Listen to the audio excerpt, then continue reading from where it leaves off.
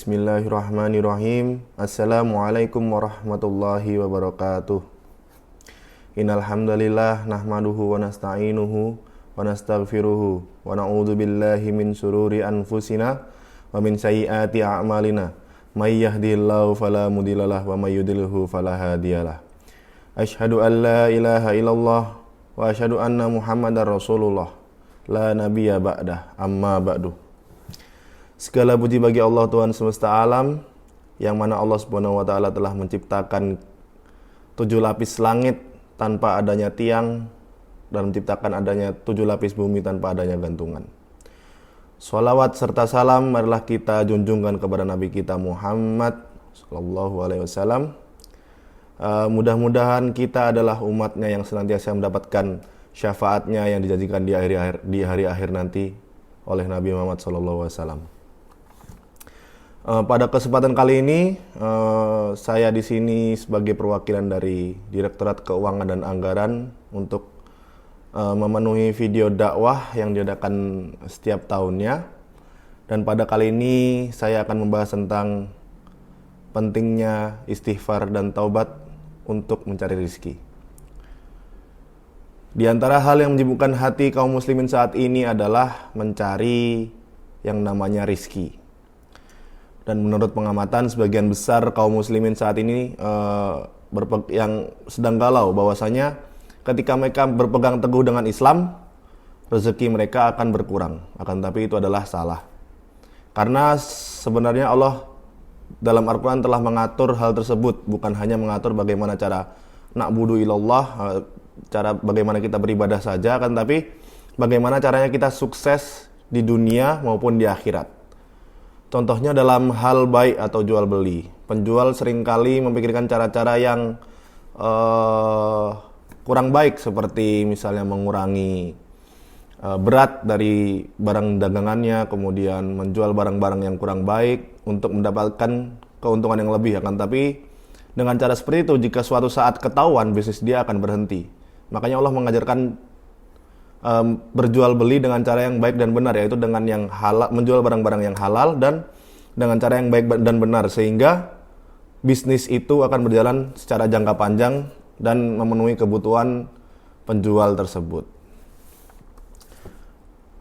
Kemudian Rasulullah SAW telah sering membacakan doa, yaitu doa yang sering kita dengar, yaitu Rabbana atina fid dunya hasanah wa fil akhirati hasanah wa qina adzabannar, yang artinya adalah, wahai Tuhan kami, karuniakanlah kepada kami kebaikan di dunia dan di akhirat, dan jagalah kami dari siksa api neraka. Dari doa tersebut kita sudah mengetahui bahwa Rasulullah selalu berdoa untuk kita mendapatkan kebahagiaan di dunia maupun di akhirat dan menjauhkan kita dari api neraka. Maka dengan itu kita harus melakukan bisnis dengan yang baik dan benar, sehingga kita akan terhindar dari api neraka.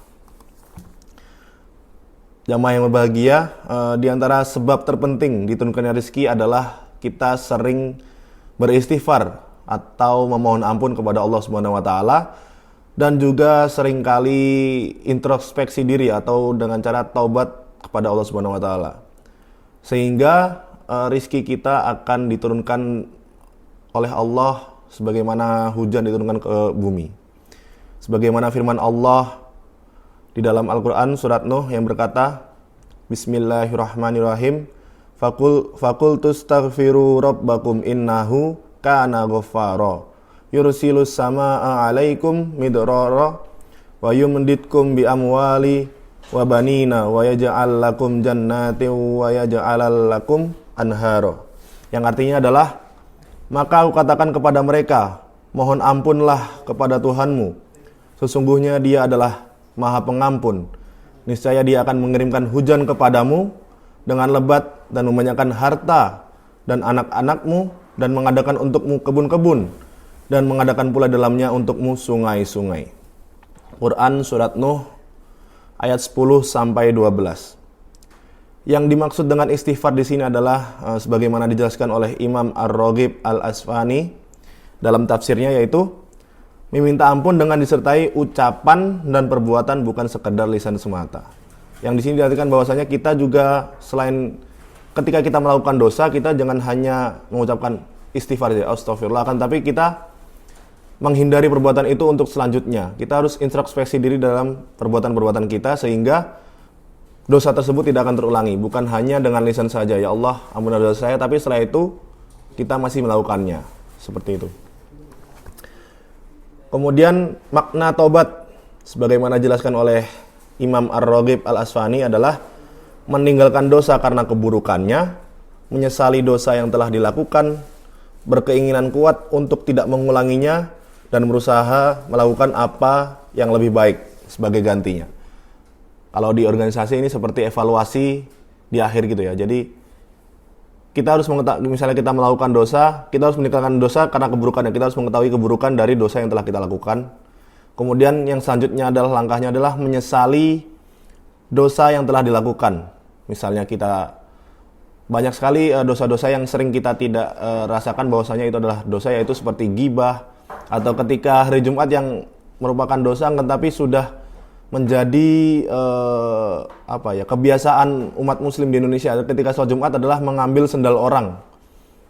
Itu adalah ketika kita melakukan itu, kita harus meninggalkannya karena keburukannya, karena kita akan menyusahkan orang lain yang sendalnya kita ambil atau sepatunya kita ambil. Kemudian yang kedua adalah menyesali dosa tersebut. Yang ketiga adalah berkeinginan kuat untuk tidak mengulanginya. Ini yang sangat penting. Kita harus berkeinginan kuat untuk tidak mengulanginya, karena itu sudah seperti kebiasaan ya, dan itu akan susah ditinggalkan. Makanya kita harus punya keinginan kuat untuk meninggalkan dosa tersebut. Dan yang selanjutnya adalah berusaha melakukan apa yang lebih baik sebagai gantinya. Kemudian Imam An-Nawawi menjelaskan, para ulama berkata, bertaubat dari setiap dosa hukumnya adalah wajib. Jika maksiat itu antara hamba dengan Allah, atau yang tidak ada sangkut pautnya dengan manusia antar manusia, maka syaratnya ada 3. Kalau tadi yang menurut Imam Ar-Raghib Al-Asfahani ada 4, dan jika satu diantaranya luntur, maka itu belum disebut sebagai taubat. Dan kalau menurut Imam An-Nawawi ada syaratnya ada 3 ketika kita tidak berhubungan antara manusia dan manusia, yaitu hubungan antara manusia dengan Allah. Yang pertama adalah hendaknya ia menjauhi maksiat tersebut, sama seperti tadi. Kemudian yang kedua adalah ia harus merasa menyesali perbuatan tersebut, karena ketika kita tidak menyesali perbuatan kita tidak akan bisa bertaubat dengan khusyuk, dengan hatam. Kemudian yang ketiga adalah ia harus berkeinginan untuk tidak mengulanginya lagi. Ini menurut Imam An-Nawawi ketika hubungannya antara manusia, dosa manusia dengan Allah, seperti misalnya berbohong atau yang lain-lainnya. Kemudian, nah jika salah satu syaratnya hilang, maka taubatnya tidak sah. Dan selanjutnya adalah jika taubatnya berkaitan dengan hak manusia, maka syaratnya bertambah 1. Selain tadi ada menjauhi maksiat tersebut, menyesali perbuatannya, dan berkeinginan kuat untuk tidak mengulanginya. Yang terakhir adalah ketika hubungan antara manusia dan manusia adalah hendaknya ia membebaskan diri atau memenuhi hak dari orang lain yang telah dirugikan. Jika berupa harta benda, misalnya tadi mencuri sendal, maka ia harus mengembalikannya atau menggantinya dengan yang baru. Jika berupa hukuman, maka ia harus memberinya kesempatan untuk membalas jika orangnya ingin membalas, dan meminta maaf kepadanya jika orang itu menerima minta maafnya. Dan yang ketiga adalah jika berupa ghibah, ini hal-hal dosa yang merupakan umum juga ya di Indonesia, yang sering kita lakukan tanpa kita sadari, maka ia harus meminta maaf kepada orang langsung. Orang yang kita ghibai, kita harus meminta maaf kepada orangnya langsung. Maka ketika itu telah dilakukan, maka dosa kita akan diampuni. Kemudian Al-Hafiz Ibnu Katsir dalam tafsirnya, tadi tafsir dari surat Nuh ayat 10-12, maknanya jika kalian bertobat kepada Allah, meminta ampun kepadanya, niscaya ia akan memperbanyak rezeki kalian. Tadi ketika kita bertobat kepada Allah, maka Allah akan memperbanyak rezeki kita. 1. Kemudian ia akan menurunkan air hujan serta keberkahan dari langit, mengeluarkan untuk kalian berkah dari bumi, menumbuhkan tumbuhan-tumbuhan, melimpahkan air susu, memperbanyak harta dan anak-anak kalian. menjadikan kebun-kebun yang di dalamnya terdapat macam-macam buah-buahan untuk kalian, serta mengalirkan sungai-sungai di antara kebun-kebun untuk kalian. Maka sangat banyak sekali manfaat istighfar ini untuk memperbanyak rezeki kita. Dibanyakan harta kita, kebun kita menjadi subur, air di sungai mengalir kembali, sehingga ketika kita menyadari bahwa kita berbuat dosa dengan orang lain maupun kita berbuat dosa dengan Allah, segeralah beristighfar dan bertobat kepada Allah, sehingga rezeki kita akan selalu dilancarkan olehnya. Imam Al-Qurtubi menyebutkan dari Ibnu Shabih bahwasanya ia berkata, ada seorang laki-laki mengadu kepada Al-Hasan Al-Basri tentang kegersangan bumi, kegersangan bumi. Maka beliau berkata kepadanya, beristighfarlah kepada Allah. Kemudian selanjutnya ada lagi yang lain mengadu kepadanya tentang kemiskinan. Maka beliau menjawab kembali, beristighfarlah kepada Allah. Yang lain berkata lagi, doakanlah aku kepada Allah agar ia memberiku anak. Maka jawabannya sama, beristighfarlah kepada Allah. Dan selanjutnya semua yang bertanya kepadanya dijawab dengan beristighfarlah kepada Allah. Yang artinya bahwasanya kunci dari permasalahan rezeki kita adalah kita harus sering-sering beristighfar kepada Allah. Kita harus sering-sering introspeksi diri kita, bagaimana dosa kita. Kita harus minta maaf kepada Allah dengan cara beristighfar dan bertaubat. Tadi menurut ada 4 cara tadi, dengan kita menjauhi dosa tersebut, kemudian berkeinginan kuat, dan juga mengganti rugi atau meminta maaf kepada orang yang telah kita buat dosanya. Jamaah yang berbahagia, kemudian ayat yang lain Allah menceritakan tentang seruan Hud kepada kaumnya agar beristighfar. Dan Hud berkata, hai kaumku, mohonlah ampun kepada Tuhanmu, lalu bertaubatlah kepadanya, dan niscaya dia akan menurunkan hujan yang sangat lebat di atasmu, dan dia akan membawa kekuatan kepada kekuatanmu, dan juga janganlah kamu berpaling dengan berbuat dosa. Quran Surat Hud ayat 52.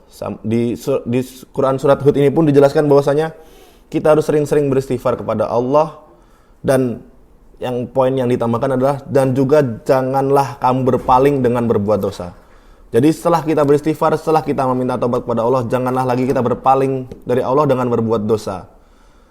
Jadi kita harus terus mengintrospeksi diri kita untuk beristighfar kepada Allah dan bertobat kepadanya. Al-Hafiz Ibnu Katsir dalam menafsirkan ayat yang mulia di atas menyatakan bahwasanya tafsir dari surat tadi yaitu, kemudian Hud memerintahkan kaumnya untuk beristighfar sehingga dosa-dosa yang lalu dapat dihapuskan. Kemudian memerintahkan bertobat untuk waktu yang mereka hadapi. Barang siapa memiliki sifat seperti ini, niscaya Allah akan memudahkan rizkinya, melancarkan urusannya, dan menjaga keadaannya. Ini manfaat lain istighfar, yaitu dijelaskan dalam tafsir ini, yaitu ketika kita sering melakukan istighfar, dosa-dosa kita dapat terhapus. Kurang enak apa? Kita hanya istighfar, dosa-dosa kita terhapus. Kemudian Allah akan memudahkan rizki kita, melancarkan urusan kita, dan menjaga keadaannya.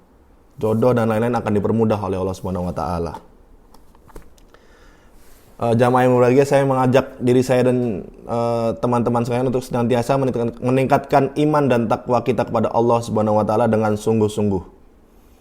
Seperti itu. Dan selanjutnya itu kesimpulan dari beberapa ayat Al-Qur'an dan hadis yang saya bacakan tadi. Yang pertama adalah bahwasanya telah disyariatkan oleh Allah Subhanahu wa taala untuk kita senantiasa beristighfar dan taubat dengan lisan disertai dengan perbuatannya. Ini yang harus digarisbawahi. Taubat dengan cara lisan dan perbuatannya. Tadi jika kita hubungan antara manusia dengan manusia, kita harus meminta maaf. Misalnya kita mengambil barang, kita harus mengembalikannya.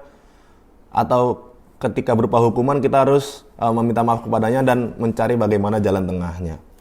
Karena istighfar dan taubat dengan lisan semata tanpa disertai dengan perbuatan adalah pekerjaan para pendusta.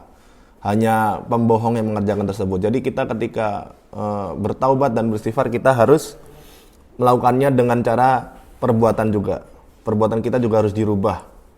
Kemudian yang kedua adalah bahwasanya dengan istighfar dan taubat, Allah akan mengampuni dosa-dosa hambanya dan memperbanyak rizkinya dengan cara menurunkan hujan yang lebat, memperbanyak harta kita dan anak-anak kita, menjadikan untuknya kebun-kebun tumbuh dan mengalirnya sungai-sungai di sekitar kebun-kebun tersebut.